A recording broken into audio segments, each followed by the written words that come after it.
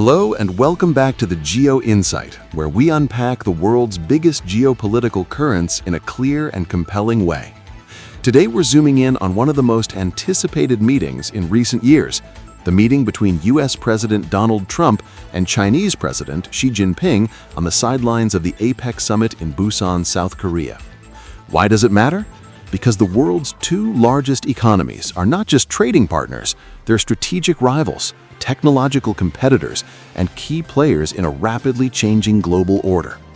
So strap in, because in this video, we'll examine what's on the table for both the US and China, the key sticking points, tariffs, rare earths, fentanyl, Taiwan, what a potential truce might look like, and what it might not, the implications for global trade, for Asia, and for you, and finally, what to watch in the coming months.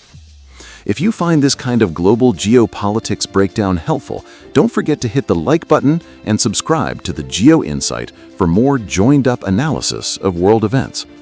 All right, let's dive in. The backdrop: US-China relations.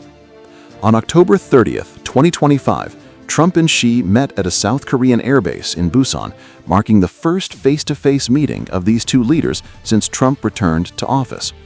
The meeting capped a 5-day Asia tour by Trump, which included deals with Japan and several Southeast Asian nations focused on rare earths and strategic minerals. Why now? Because tensions have been escalating. China recently announced expanded export restrictions on rare earth minerals, a sector it dominates globally.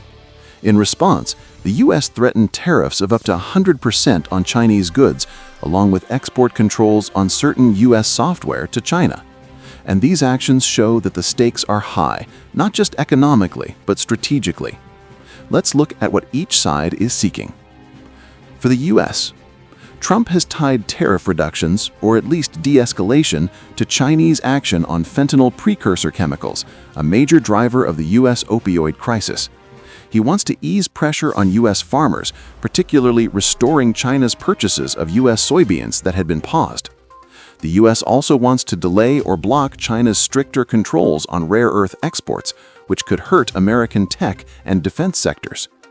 Domestically, Trump is under pressure from both agricultural interests and technology industries, so he must balance geopolitical toughness with economic relief.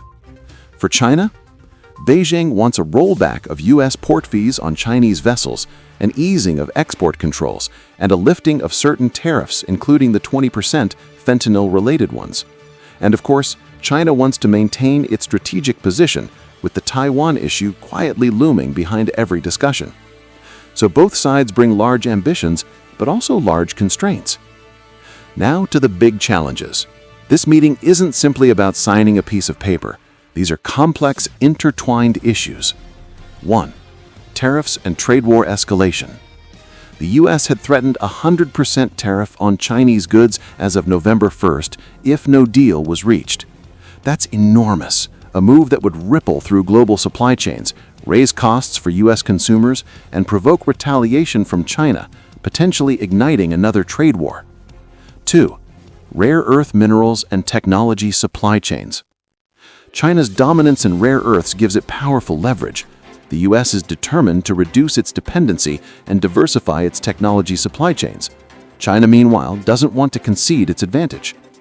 Negotiations reportedly involve a 1-year delay in China's export restrictions, a breathing space for global industries. 3. Fentanyl and chemical exports. An unexpected but critical component. The U.S. wants China to help curb exports of fentanyl precursors used in the illegal drug trade. That linkage turns a trade discussion into one of national security and public health. 4. Taiwan and geopolitics. Even if the meeting is billed as a trade truce, Taiwan remains the silent elephant in the room. China considers it a core issue of sovereignty, while the U.S. continues to provide arms and support to Taipei. Any tension here could easily spill over into the economic talks. 5. Durability of any deal.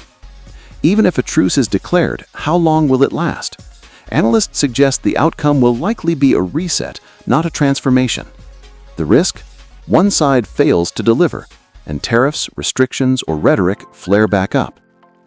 Let's imagine two scenarios, a modest truce and a deeper transformation. Scenario A, the truce.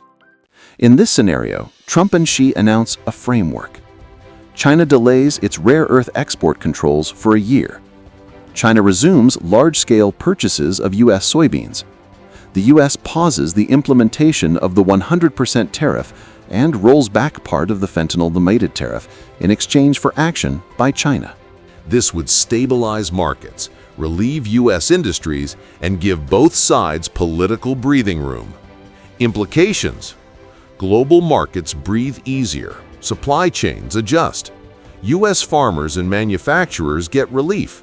China retains its strategic posture, but the deeper issues, technology, Taiwan, and long-term rivalry remain unresolved.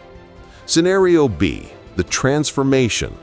A more ambitious scenario, less likely but worth imagining. The U.S. and China reach a multi-year roadmap to roll back tariffs. China makes deeper commitments on technology transparency and fentanyl cooperation. Both sides coordinate on rare earth access and global supply chain security.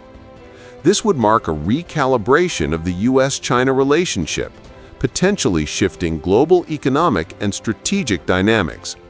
However, such a deal risks domestic backlash. In the U.S., critics might accuse Trump of being too soft. In China, nationalists could see concessions as weakness. And if results don't materialize quickly, credibility could erode on both sides. Most experts expect Scenario A, a temporary trade truce, to be the short-term reality. Now let's widen the lens. What does this mean for the world and for everyday people? For global trade and supply chains, a truce would ease pressure on industries dependent on rare earths, from electric vehicles to... It reduces the immediate risk of a tariff spiral, giving global trade some stability. But the long-term trend of economic decoupling between the U.S. and China continues. For Asia and the Indo-Pacific, the Busan meeting highlights how central Asia has become to global geopolitics. Regional powers like Japan, South Korea, and ASEAN want stability, not to be caught in a U.S.-China tug-of-war. A successful truce could calm the waters temporarily, but regional militarization and tech rivalry remain. For India, Europe, and others, a U.S.-China understanding could shift attention away from other trade disputes, forcing nations like India and the EU to adjust their own strategies. Some countries might see opportunities to fill supply chain gaps or become alternative partners. For everyday people, tariffs and trade wars affect prices from smartphones to cars to groceries. A truce could prevent cost surges and stabilize markets. Rare earth availability might also keep the prices of electronics and EVs steady. For the geopolitically aware audience, meetings like this aren't just about trade. They're about power, technology, and the future global order. A truce could cool tensions and help both economies breathe, but it doesn't erase the deeper rivalry driving U.S.-China relations. In short, a deal may buy time, but not peace. Both leaders have reasons to celebrate. Trump for easing domestic pressure, Xi for preserving strategic control. But the real question isn't what they say today, it's what they do tomorrow. For those following geopolitics, don't fixate on the handshake photo. Watch the follow-through, the supply chains, export policies, and military maneuvers. That's where the real story will unfold. If you found this breakdown helpful, please like this video, share it, and subscribe to the GeoInsight for more clear, balanced, and in-depth analysis of global geopolitics. Also, turn on the notification bell so you never miss our next deep dive. Thanks for watching, and I'll see you in the next one.